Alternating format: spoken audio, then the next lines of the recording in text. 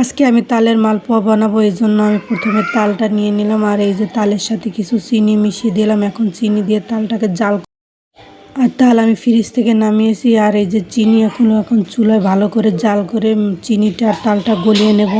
আর তালটাকে আমি 10 মিনিট ধরে জাল দিয়ে নিয়েছি। এখন এই যে জাল দেওয়া হয়ে গেছে, আমি কিছুক্ষণ ঠান্ডা করে নেব। আর এতে সামান্য পরিমাণ লবণ দিয়ে দেবো। তারপর এই যে ময়দা দিয়ে দেব, আর ময়দাটা আমি পরিমাণ মতো দেবো, যতটুকু তাল অতটুকু। এরপর আমি নারিকেল দিয়ে দেবো, আর নারিকেল দিয়ে আমি আবার হাত দিয়ে ভালোভাবে মেখে নেব।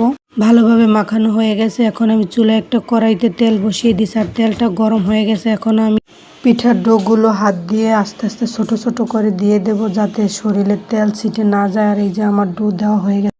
তারপর আমি পিঠাগুলো এই যে লাল লাল করে ভেজে তুলে নেব। আর মালপোয়া এই যে লাল লাল হয়ে গেছে। এখন আমি আবারও পিঠার ডো দিয়ে দেব চুলায়। এরকম করে আমি 2-3 বার চুলায় ডো দিয়ে ভালো করে লাল লাল করে ভেজে আমি তুলে নেব। আর এই যে আমার পিঠা ভাজা হয়ে গেছে। এখন আমি সব পিঠাগুলো তুলে নিয়েছি, আর দেখতে কি সুন্দর লাগছে আর লোভনীয় লাগছে।